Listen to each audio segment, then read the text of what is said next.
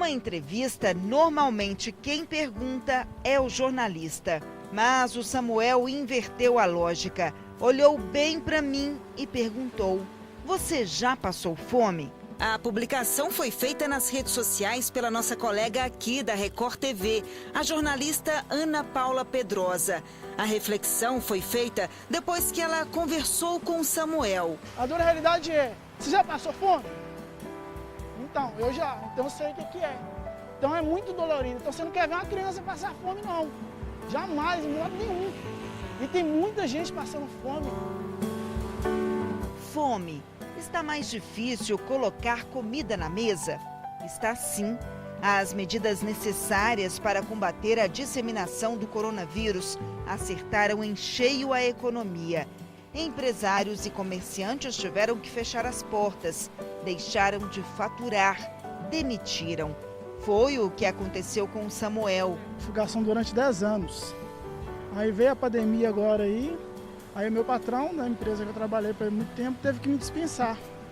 Porque ele já tinha feito um acordo comigo antes, acertou comigo no início do ano passado.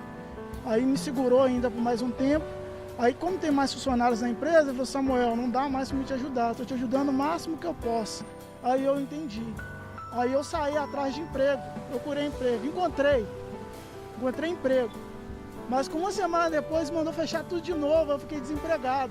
Para Samuel sobrou apenas o trabalho, que antes era um bico. Ele faz entregas de comida para este restaurante que fica na Savassi, região nobre da capital mineira.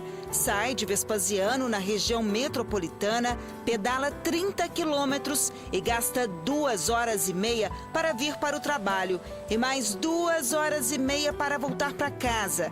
O trajeto é feito nesta bicicleta que ele ganhou dos amigos e que está ficando desse jeito, porque falta dinheiro para manutenção. Você dá manutenção, eu como.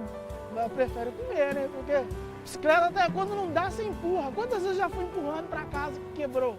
A renda, que chegava a R$ 2.500 por mês, caiu para R$ 150 por semana.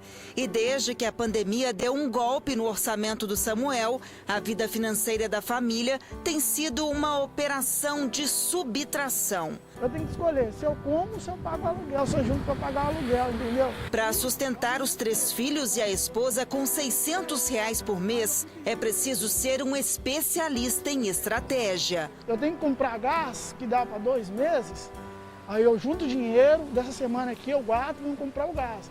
E com 50 que sobrou, mais a minha passagem, que eu não venho de ônibus para deixar o dinheiro da passagem, tipo, você compra um arroz que está acabando, você compra feijão que já está no final.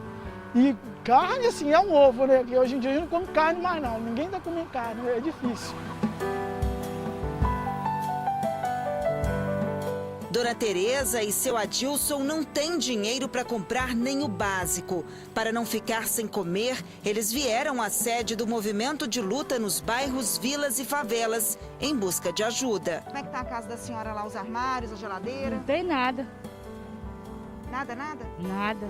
O casal faz parte de uma estatística preocupante. Uma pesquisa feita em fevereiro pelo Instituto Data Favela, Locomotiva Pesquisa e Estratégia e a CUFA, a Central Única das Favelas, apontou que 68% dos moradores de ocupações, vilas e favelas de todo o país não tiveram dinheiro para comprar comida pelo menos um dia durante um período de 2 semanas. O número de refeições diárias também vem caindo, de uma média de 2,4 por dia em agosto de 2020 para 1,9 por dia em fevereiro. Quem mora nesses lugares são as domésticas que estão sem emprego, né? São as faxineiras, são os pedreiros, são as pessoas que não estão conseguindo emprego, são os ambulantes, né? E não estão trabalhando. Então, como que essas pessoas vão sobreviver? Sem auxílio emergencial e sem poder trabalhar. Dona Tereza e seu Adilson, que vivem na Vila Eliana Silva, em Belo Horizonte, sabem bem o que acontece quando a fome bate a porta. Tem que beber água, né? Eles vão voltar para casa com 2 cestas, uma de alimentos e outra com produtos de limpeza e higiene pessoal. Elas são montadas por voluntários que não medem esforços para ajudar o próximo. mas que a cada mês recebem um número menor de donativos.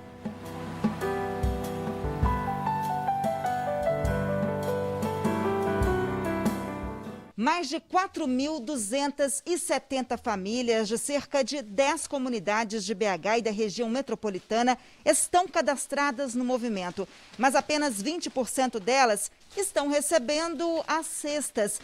Isso porque houve uma queda de mais de 50% nas doações desde o início da pandemia. Até os kits que eram preparados especialmente para as crianças estão em falta. A gente fazia um atendimento específico para as crianças, pensando que elas não estão na escola, estão ficando em casa. E aí tinha leite em pó, né? Tinha gelatina, tinha massa para fazer um bolo ou uma farinha de trigo, fralda. E aí hoje a gente não consegue fazer isso. O máximo que a gente consegue ajudar é com leite em pó quando tem. O mesmo drama é vivido pelos voluntários do grupo Estação do Amor, que distribui café da manhã e almoço aos domingos na região central de Belo Horizonte. Mas o número de donativos também caiu e este armário já não fica cheio com tanta frequência. Eu quero acreditar que está difícil para todo mundo, porque a gente vê na nossa casa que às vezes fica difícil até para a gente, então, né? Mas por isso que a gente está pedindo, divulgando mais, pedindo mais, para ver se a gente consegue. O tamanho desta fila surpreendeu os voluntários. E o esforço não tem sido suficiente para matar a fome de tanta gente. A gente voltar para casa, a quantidade de gente que ficou sem almoço foi muito triste, porque a gente acha que a gente está levando muito, e a esperança que a gente tem é que sobre, né? E que a gente tem que ficar procurando em outros pontos da cidade. Então, quando no primeiro ponto a gente vai e ali a gente já não consegue atender as pessoas e escutar realmente o relato de alguns que era a primeira refeição que eles estavam tendo em alguns dias, isso é muito triste. As doações do grupo são direcionadas para quem vive nas ruas, mas os voluntários notam que outro perfil de pessoas também passou a buscar ajuda. A gente tem se deparado com famílias que têm saído de suas casas para conseguir alimento na rua, porque dentro de casa não tem. Muitos desempregados, sem o auxílio agora, então elas estão tendo essa procura, saindo de casa para ir na rua conseguir alimento. O grupo Hoje é Dia do Bem surgiu na pandemia com o objetivo de levar alimento aos moradores de rua. Aos poucos, as filas ficaram maiores. 500 refeições são distribuídas na madrugada, uma vez por semana. Sara e Mércia notam que muitas pessoas que têm um lar também já sofrem com a fome. Hoje eu vejo famílias inteiras na rua, pais, crianças, até mesmo morando na rua e atrás de doação para receber realmente esse alimento. Às vezes somente um alimento por um dia ou às vezes aguardando uma cesta básica mesmo. Momentos assim também servem de ensinamento para as crianças. Desde bem cedo, elas reconhecem a importância de fazer o bem. Com os pais ou responsáveis, integram o grupo e levam comida e acolhimento para quem não tem nenhum teto onde se abrigar. Tem que ajudar, né, eles, porque eles ficam na rua, não tem dinheiro para nada. Me sinto bem, porque eu estou ajudando alguma pessoa e eu posso transformar o mundo no futuro. As voluntárias ajudam 179 famílias com doações de cestas básicas e de lanches que elas mesmas entregam. Mas, assim como os outros grupos, também são impactadas pela queda na arrecadação. Já tem 5 anos que eu participo assim a fundo de projeto social, mas eu nunca vi do jeito que está. Eu nunca vi, gente desempregada e muita necessidade. Então como fazer? É só assim misericórdia e pedir ajuda a todo mundo para a gente conseguir diminuir essa sensação de necessidade extrema.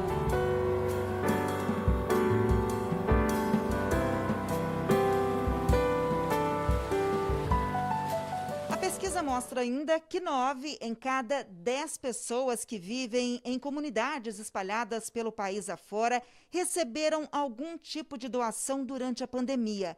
E 8 em cada 10 famílias não teriam condições de comprar alimentos, produtos de limpeza e de higiene pessoal, além de pagar as contas básicas, se não fosse esse tipo de ajuda. É o caso da dona Ailza, que mora com a mãe e com os 2 filhos. Aqui no imóvel, ninguém está trabalhando. Os 4 vivem com uma renda de R$ 270 do Bolsa Família. Desde o início da pandemia, a faxineira não consegue mais trabalho. Estou acostumada a trabalhar, não tenho preguiça de trabalhar. Fazia faxina, antes aí da pandemia.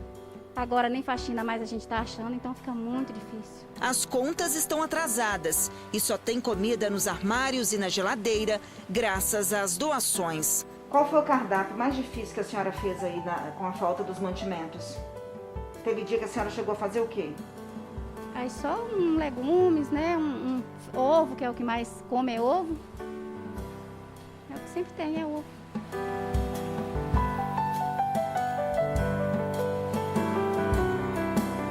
E as pessoas terem condição de ir numa rede de supermercado, numa rede de sacolão e fazer compra, é quase que impossível, sem dinheiro, né?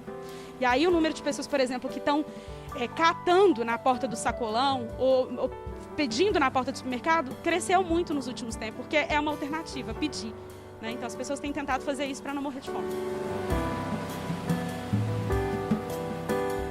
A secretária municipal de Assistência Social, Segurança Alimentar e Cidadania afirma que o número de famílias que vivem na linha da pobreza ou de extrema pobreza aumentou significativamente na capital mineira por causa da pandemia. Nós temos 171 mil famílias no cadastro e dessas, 59 mil estão em situação de extrema pobreza. Segundo ela, do início da pandemia até agora, a Prefeitura de BH doou 3.100.000 cestas básicas e mais de 500 mil kits de higiene. Os beneficiados precisam estar cadastrados em algum programa do governo para receber os donativos. A Prefeitura ela não criou um novo cadastro, considerando que inclusive cadastro pode significar aglomeração. Então, ela lançou mão dos cadastros que já existiam nos programas e políticas da Prefeitura. Então, nós utilizamos como base o CAD único, que é o cadastro para os programas sociais, muito utilizado pela política de assistência social. Nós utilizamos os cadastros dos programas habitacionais, como Bolsa Moradia, política de reassentamento habitacional, especialmente das vilas e favelas. E o cadastro mais universal que nós teríamos é o cadastro do SUS, referenciando aqueles endereços e famílias que estão em vilas e favelas. Lembra do Samuel? Sem cadastro em um programa social e sem emprego, ele tenta encontrar um jeito de faturar um pouco mais. Ganhou de uma ONG um curso de cuidador de idosos. Tem uma placa, para ver se as pessoas me veem e me chamam para me trabalhar. Quando soube da realidade vivida por Samuel, a patroa fez questão de ajudar. Doou uma cesta básica. A nossa colega, a jornalista Ana Paula Pedrosa, também se sensibilizou. Arrecadou alimentos e cerca de R$1.000 para ajudar o garçom. Aí iniciei que se descobre que tem muita gente boa no mundo ainda que dá para ajudar. Empatia é se colocar no lugar do outro, deixar de olhar para si mesmo e se interessar pelo próximo. Um nobre sentimento que faz toda a diferença na vida de famílias que veem a fome chegar cada vez mais perto. Então hoje a senhora vai ter o que fazer para o almoço? Tem, graças a Deus. E agora o cardápio vai ser o quê? Feijão, arroz, macarrão. Vai ser bom? Vai ser bom.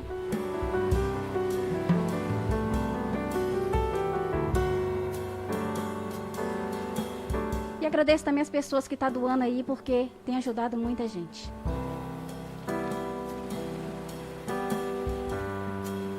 O coração fica triste. Tem hora que eu chego em casa, eu não aguento. Eu caio em lágrimas porque a situação é crítica, é de extrema urgência. As pessoas estão se colocando numa situação de risco, colocando as suas famílias em uma situação de risco para não morrer de fome. Hoje elas têm que escolher. Ou eu corro o risco de ser contaminado e morrer de Covid, porque a gente sabe que os hospitais estão com mais de 100% dos leitos ocupados, ou elas vão ficar em casa e correr o risco de morrer de fome.